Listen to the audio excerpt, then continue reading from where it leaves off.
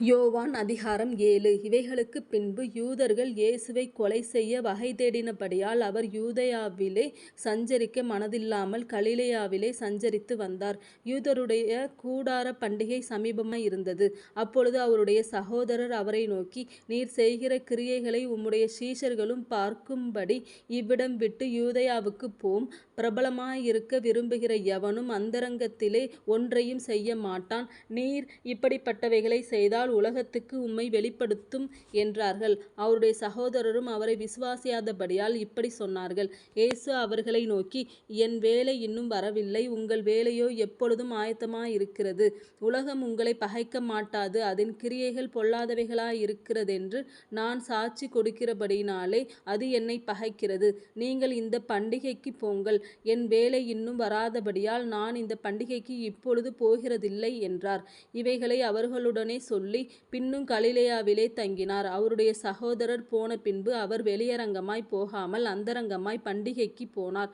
பண்டிகையிலே யூதர்கள் அவரைத் தேடி, அவர் எங்கே இருக்கிறார் என்றார்கள். ஜனங்களுக்குள்ளே அவரை குறித்து முறுமுறுப்புண்டாயிற்று. சிலர் அவர் நல்லவர் என்றார்கள், வேறு சிலர் அப்படியல்ல, அவன் ஜனங்களை வஞ்சிக்கிறவன் என்று சொல்லிக் கொண்டார்கள். ஆனாலும் யூதருக்கு பயந்திருந்ததினாலே ஒருவனும் அவரை குறித்து தாராளமாய் பேசவில்லை. பாதி பண்டிகை ஆனபோது இயேசு தேவாலயத்துக்குப் போய் உபதேசம் பண்ணினார். அப்பொழுது யூதர்கள், இவர் கல்லாதவராயிருந்தும் வேத எழுத்துக்களை எப்படி அறிந்திருக்கிறார் என்று ஆச்சரியப்பட்டார்கள். இயேசு அவர்களுக்கு பிரதியுத்தரமாக, என் உபதேசம் என்னுடையதாயிராமல் என்னை அனுப்பினவருடையதாயிருக்கிறது.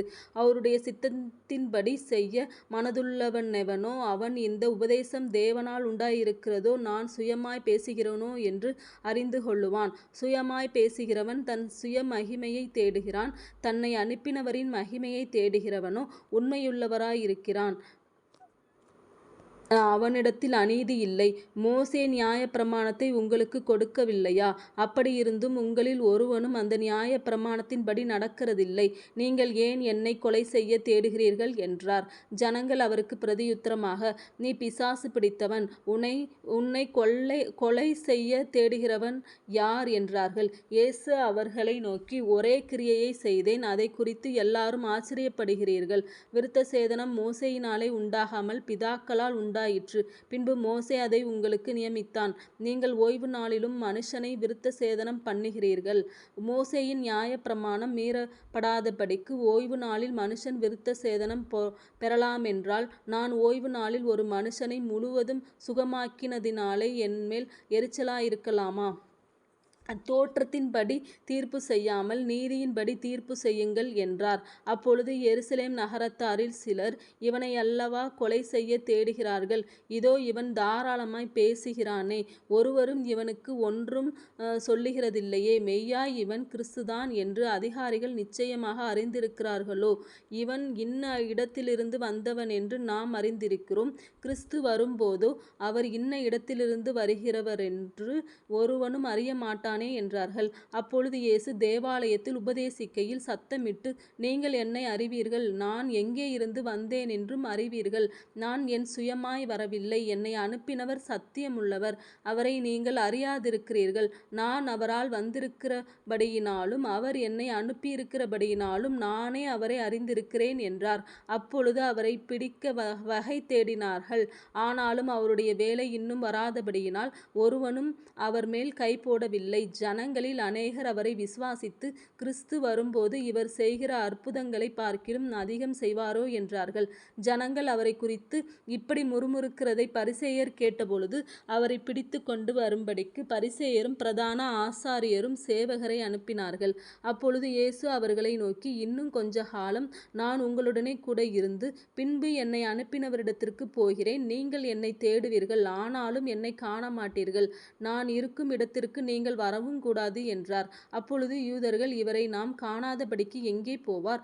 கிரேக்கர்களுக்குள்ளே சிதறியிருக்கிறவர்களிடத்திற்குப் போய் கிரேக்கருக்கு உபதேசம் பண்ணுவாரோ? நீங்கள் என்னை தேடுவீர்கள், ஆனாலும் என்னை காண மாட்டீர்கள் என்றும், நான் இருக்கும் இடத்துக்கு நீங்கள் வரக்கூடாதென்றும் இவர் சொன்ன வார்த்தையின் கருத்து என்னவென்று தங்களுக்குள்ளே சொல்லிக் கொண்டார்கள்.